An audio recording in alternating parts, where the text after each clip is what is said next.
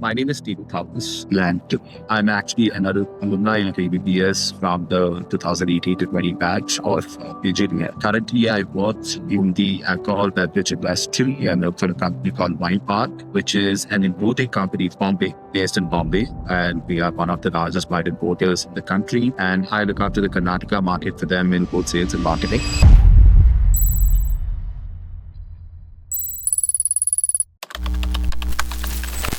Hi, I welcome you to Changemakers by ABBS podcast. Thank you so much for joining us in today. Thank you for having me. So before we get into the actual conversation, would you mind letting us know a bit about yourself, your journey so far, and also the work that you do? My name is Tinu Thomas, and I'm actually another alumni of ABBS from the 2018 to 20 batch of PGDM.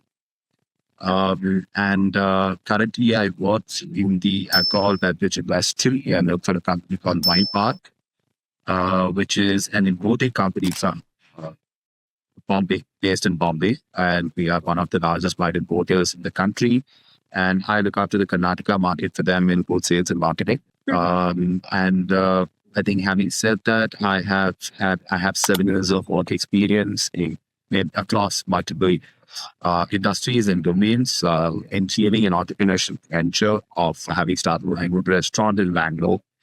And that's also something that I add to my beverage in terms of my career path and goal. Right. I think that's that's a summary of my introduction. Yeah. So what inspired you to build a career in sales and marketing, and that too in hospitality and beverage industry? I think to start off, what inspired me, I think we'll have to go back in time and understand the fact that I have done my hotel management. I completed my hotel management in the year of 2015, which is a 4-year course. I have done at Christ University in Bangalore itself. And I think so, I believe that the early exposure to hotel management, that particular course is what inspired. That was probably the stepping stone to my inspiration into or the exposure to the alcohol industry. But to be very honest and fair, I would say that the inspiration to become a sales and marketing or pursue a career in sales and marketing was it never stemmed from there. But the curiosity to know more about alcohol was definitely started in my hotel management days. And I think I will also have to give due credit to the right mentorship that I got during my hotel management days. People who really passionately drove my zeal and urge to be more curious about alcohol. I think as a subject, not as a beverage, but as a subject. But I think that kind of instilled a growth mindset in me to start to be more curious about it. But I think my career path had different. My destiny had different route to take. I never started off in the alcohol space. Started off with a retail company. I think there was a minor episode in my retail company also, which I was by the name Nature's Basket, Godrej Nature's Basket. Okay. Back when it was with Godrej, it is currently owned by Spencer's now. So back when it was owned by Godrej, I was handling one of the outlets in Bangalore. So I think that also gave me some sort of an exposure towards wines per se. I think it was a slow and gradual build-up of all these factors that led to where I am today. And I think the tipping point was the desperate times of COVID, because unfortunately I passed out of my PGDM from ABBS at that very sensitive period, which was the peak of COVID, 2020. Yeah. So finding a job was very difficult. And I always wanted to come back to hospitality at some capacity. So I was looking out for opportunities, desperate for opportunities, applying to God knows how many different types of companies, different industries. So I was applying, I was exploring with my applications and uploading my resume across domains. And I think a small stint in a corporate job is what made me realize that I'm not fit for corporate, or corporate is not something that I can deal with. Or I would say, to be very, very specific, I wouldn't say corporate, because corporate is a very broad spectrum. Um, I think the calling for my real passion came from a point of disappointment with what I was offered. Right. So and disappointment led me to become more energetic, more motivated to find something that I'm really passionate about. So that's what inspired me coming to the beverage industry, the concept of beverage industry. So Right. So what I understood is like it was your calling, but destiny helped you out to it was reach my there. calling, but it took a lot of time. To summarize it, yeah, it took a lot of time. It took nearly 5 years, I would say. 23 to 2021, 5 years. So yeah, never give up. So how do you manage and grow key accounts in premium hotels and fine dine restaurants? So I think if prior to this question, I think it's very important to understand what I do. So my designation or the key responsibility that I had is sales and marketing for this particular company. I sales and marketing. I primarily work with our product is primarily catered to a lot of hotels and restaurants, which is predecessor to your question, that is Amir Managing Group. So I think it's very important to understand what the industry has to offer. It's a thorough, in-depth understanding of SMB as an industry, food and beverages, and what are the kind of establishments that you have in a given market. It can be any city, it can be any country. I mean, for example, for us, Bangalore is the key market because this is the city, rest of it. So we primarily categorize all our outlets into 3 categories. One is A, B, and C.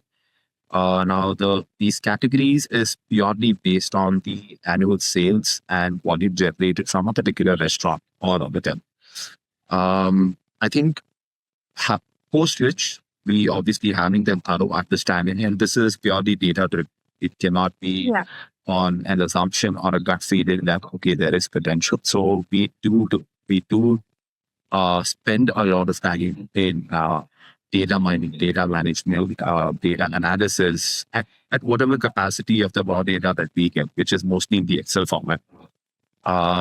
Post which, I think it is very important to understand what is it that your client really requires. I think the core of every sales job is to understand what your client requires, and then the stepping stone is to maintain that sort of a bridge between what your client requires and what you as a brand or a product can deliver. But I think also in hindsight, it's very important to acknowledge that food and beverage industry, so Alcobev is a subsidiary of food and beverage. Food and beverage being the larger, the bigger market. Alcohol industry is a subset of it. It's a part of it.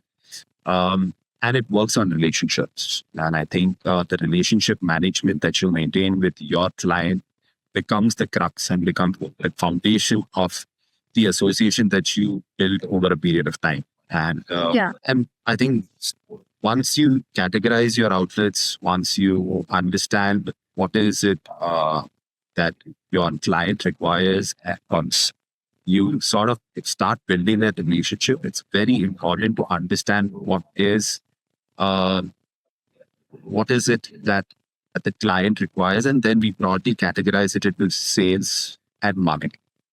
So these are two branches of the same tree, right? Because and it's very intertwined.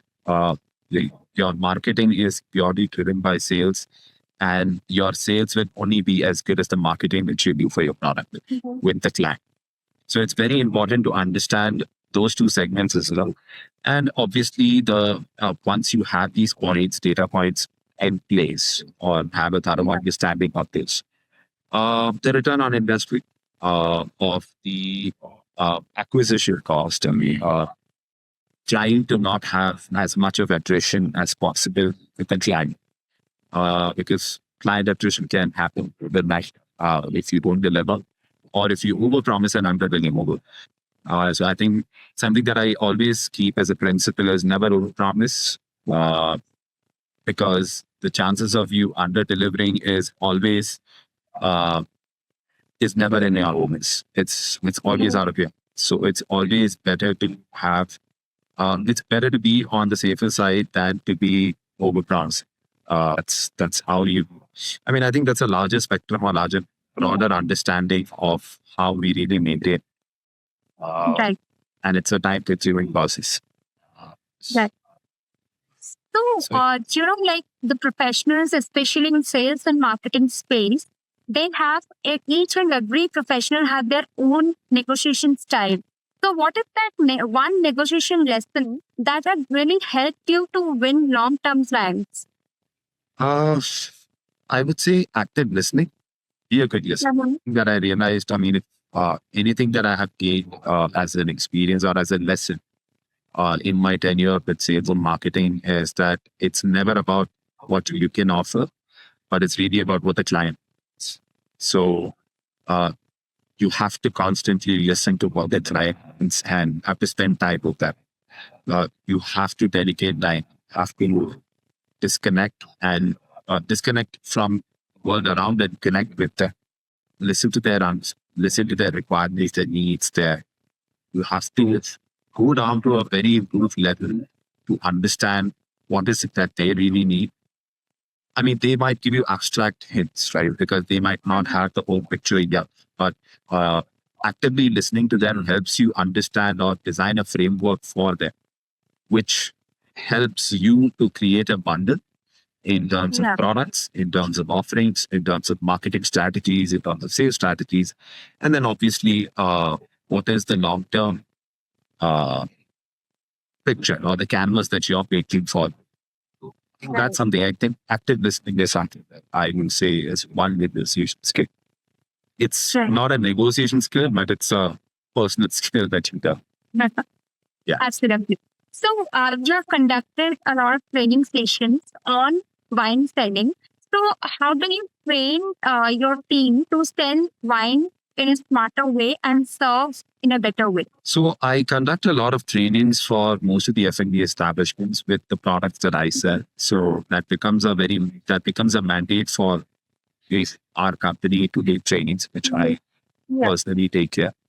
I think one thing that I ensure when I do my trainings is to make it more interactive than supremely technical, which wine is a very complex subject. And I think alcohol in general is a very complex subject because there's a lot of science involved in it.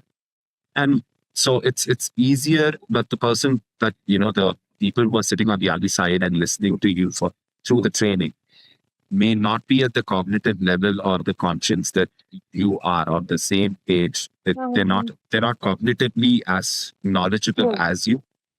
So it is always better to make it interactive, make it more easier than super technical about it. And I think make it more repetitive, do timely trainings. When it comes to alcohol, I think tasting is very important because if you don't expose your taste buds to any sort of beverage, you will never understand. You can read how many other textbooks you want about a particular subject, but without adequate tasting, you will be able to talk about it. I think that's something that I've always made sure that the products are tasted by the team who is a part of my trade. Yes, I think that answers your question. Yeah. So how was your experience pursuing PGDM at ABBS? How broad do you want this answer? I mean, I think it was very nice. I mean, I would say ABBS is, I think it has always been ahead of its, the kind of image that ABBS has always put out there is much open-mindedness. And it's extremely up in the league. It's very much up in the league compared to a lot of colleges or any other Anglo university that's out there.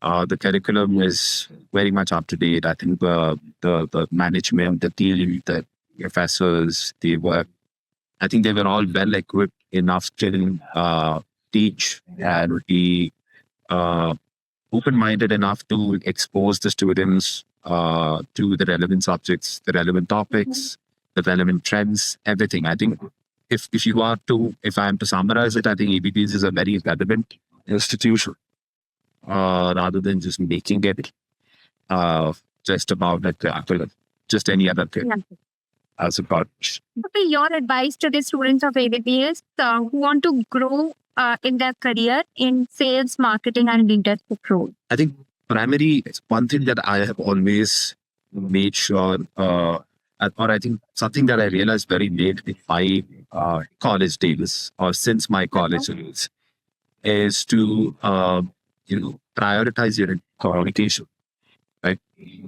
Because personally, for me, I think communication is a very, very strong asset that I have. I'm not saying that I'm extremely well versed. My verbatim is at its best. I wouldn't say that, but I think I can hold a conversation with anyone and everyone for a considerable amount of time, and I think that is very important. That always comes with the relevant, be more data driven. So focus on your communication skills, be more data driven, because numbers and information speaks louder than anything these days. I think we live in a data centric world. Every industry is heavily data driven, including F&B. I can speak for this industry as well. I'm sure it's the same with other industries also. And I think something that, if you are to ask me like a model, is to be, I think, respect relevance over time, because I think it's always important to have understanding of the evolving needs and trends, curate and frame your messages accordingly.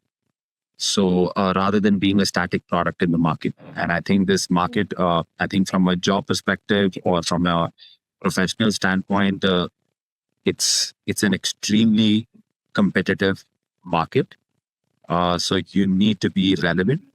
So I think one thing, probably a solution to that is focus on micro growth, smaller learnings for the bigger ones. So that's how I did. Right. It was really an insightful conversation, and thank you so much for joining us in today. Absolutely. Thank you so much for having me.